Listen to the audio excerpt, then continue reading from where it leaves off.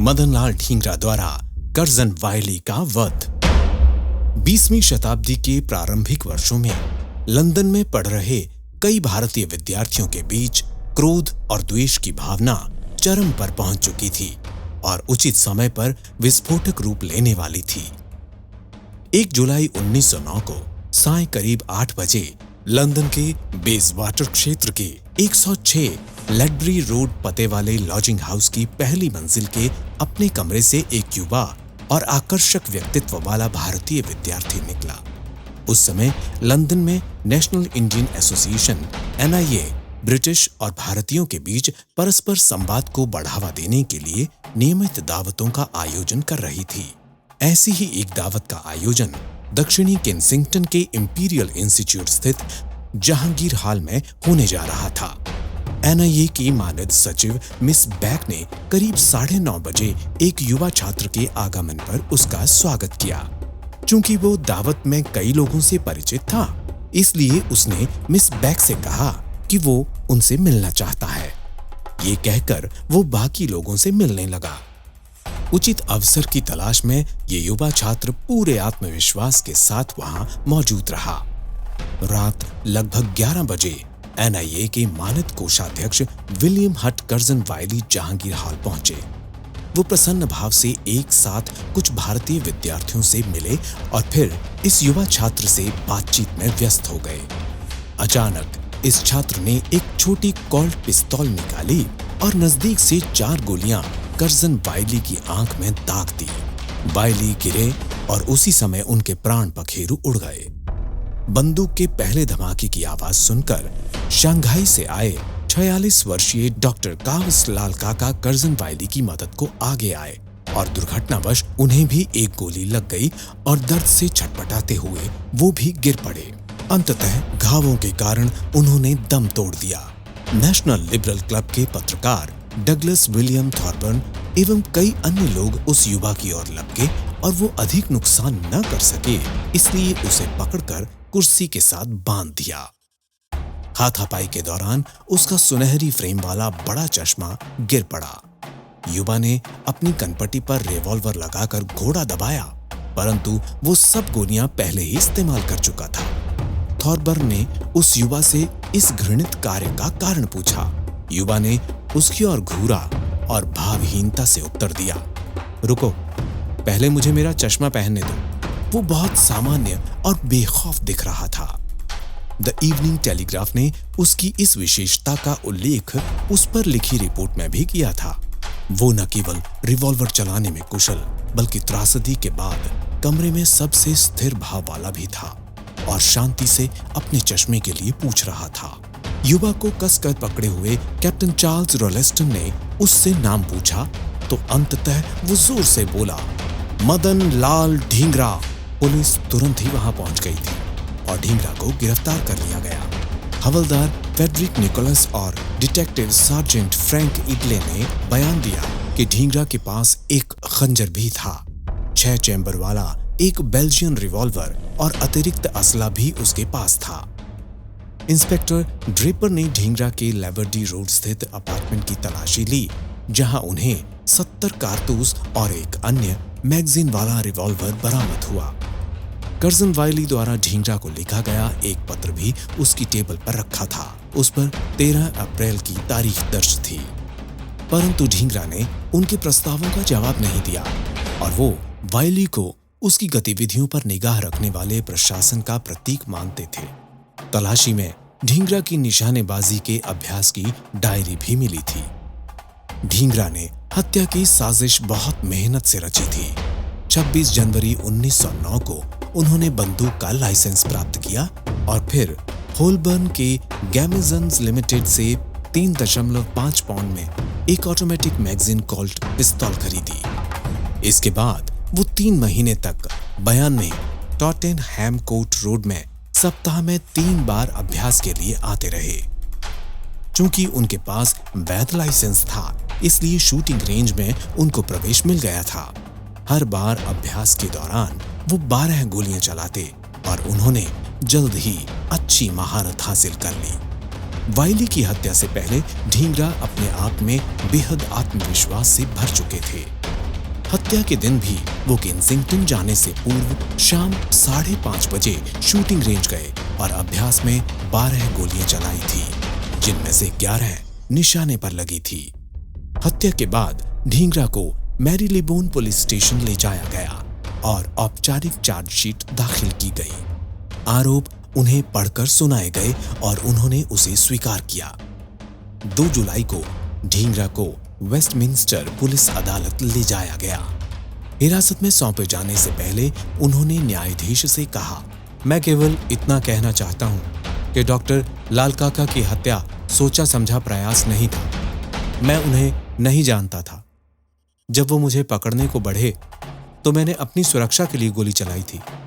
न्यायाधीश ने 1 सप्ताह के लिए मामला मुलतवी किया और ढींगरा को न्यायिक हिरासत में भेज दिया। इस घटना ने लंदन को हिला कर रख दिया था। प्रेस में हत्या की सूचनाओं का सैलाब आ गया था। अपराध के चश्मदीद गवाहों के बयानों और विस्तृत विवरणों से सभी प्रमुख समाचार पत्र अटे पड़े थे।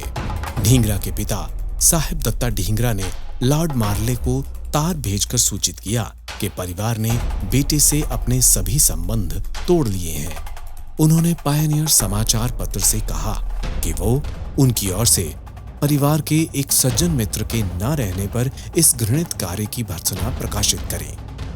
ढींगरा के 2 भाई भजन लाल और बिहारी लाल भी लंदन में ही थे और उन्होंने भी अपने पिता द्वारा अपने भाई से सभी संबंध विच्छेद करने की पहल का समर्थन किया।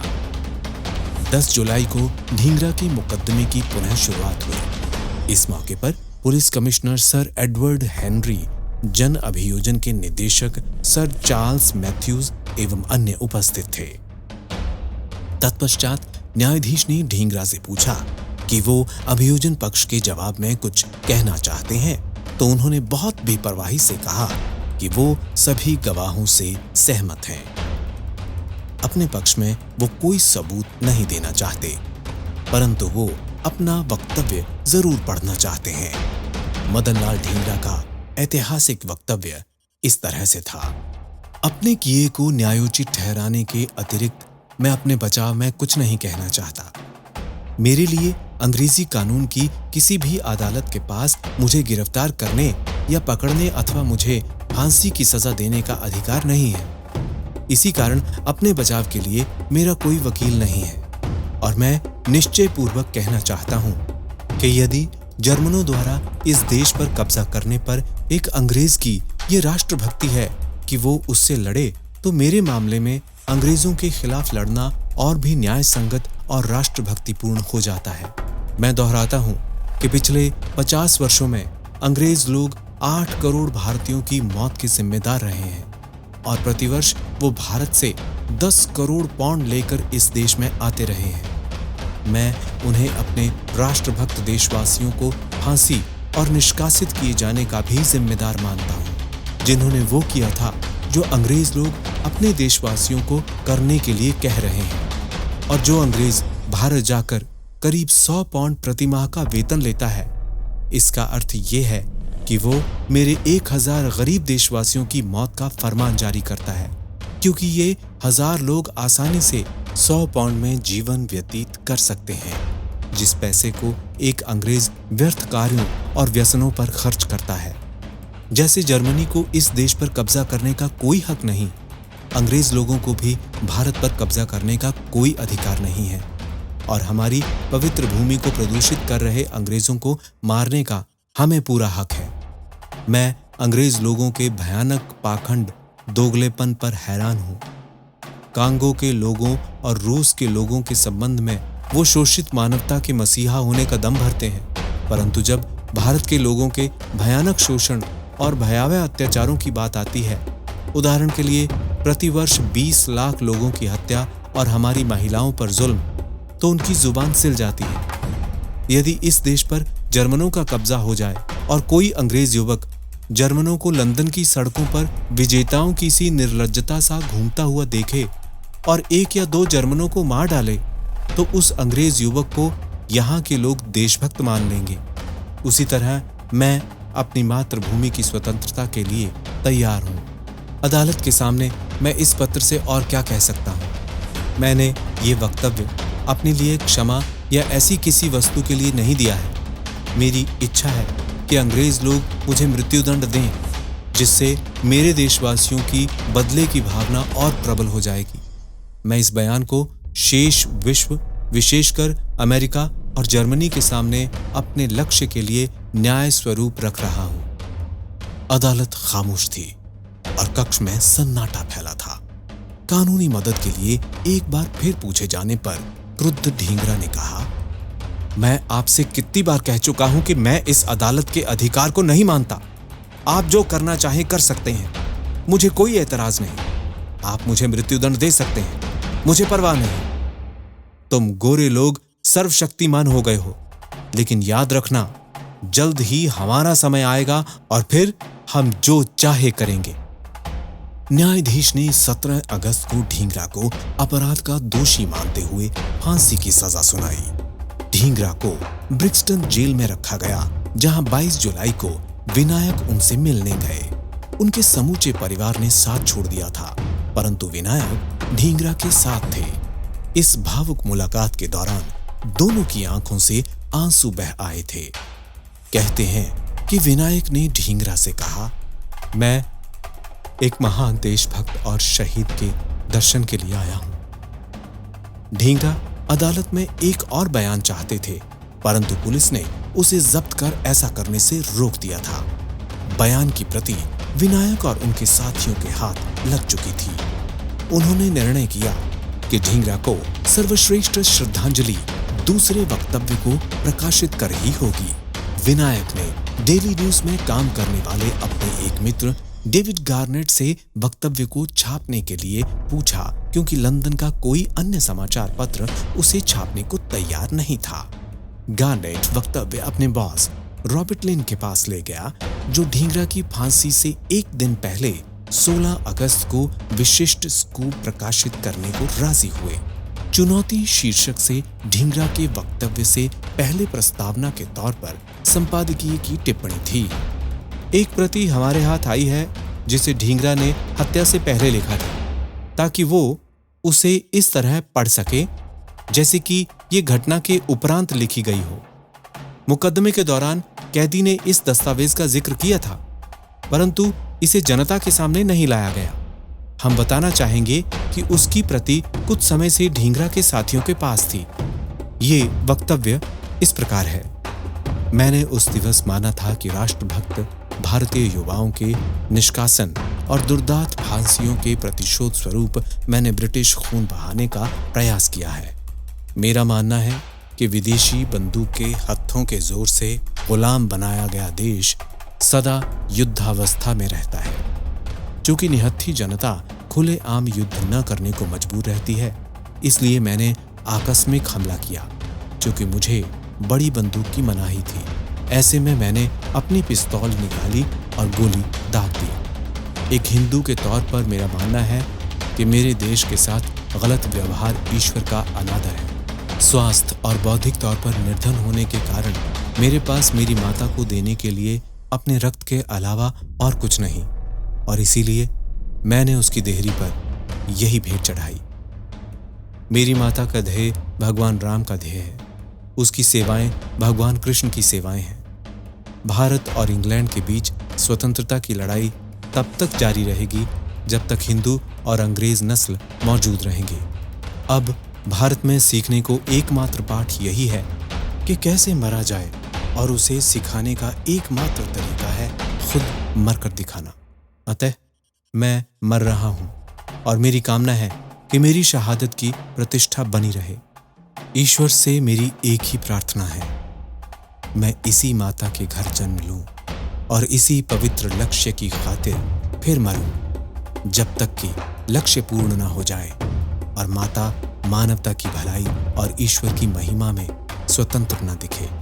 वंदे मातरम। ऐसा कहा जाता है कि चर्चिल ने कहा था, राष्ट्रभक्ति के नाम पर ढींगरा के अंतिम शब्द सबसे उत्कृष्ट हैं, और उन्होंने ढींगरा की तुलना प्लूटार्क के अमर नायकों से की। 17 अगस्त की सुबह पेंटिल विलेज जेल के बाहर विशाल जनसमूह उपस्थित था। उल्लेखनीय है कि भीड़ में गिने चुने ही भारतीय थे। 9 बजते ही ढींगरा ने सहर्ष और पूरे आत्मविश्वास के साथ मौत को गले लगा लिया। उनका मानना था कि उनकी शहादत भारत में उनके जैसे हजारों युवाओं को प्रेरित करेगी। ढींगरा की अंतिम इच्छा के बावजूद ब्रिटिश सरकार ने छल करते हुए अंतिम संस्कार के लिए शव देने से इनकार कर दिया और आम चलन के अनुसार उन्हें जेल में ही दफना दिया। इसके बावजूद ज्ञानचंद वर्मा ने क्रियाकर्म संबंधी सभी संस्कार पूर्ण किए और अपना सिर भी मुंडवाया था। दशकों बाद 13 दिसंबर 1976 में इंदिरा गांधी की अगुवाई में तत्काल भारतीय सरकार ढींगरा की अस्थियों को स्वदेश उनके गृह नगर अमृतसर लेकर आई। बहुत ही सौभाग्यशाली नगरी है अमृतसर, जिसको ये सौभाग्य प्राप्त हुआ है कि उसके 2 सपूतों मदन लाल ढींगरा और उधम सिंह ने इंग्लैंड में जाकर जालिम अंग्रेजों का कत्ल कर भारत की स्वतंत्रता का बिगुल बजाया। इंग्लैंड में पहली गोली मदन लाल ढींगरा ने चलाई थी और फिर कुछ वर्षों पश्चात अमृतसर में ही पले बढ़े सरदार उधम सिंह ने भी एक बार फिर ऐसा ही कार्य किया। भारत माता की जय।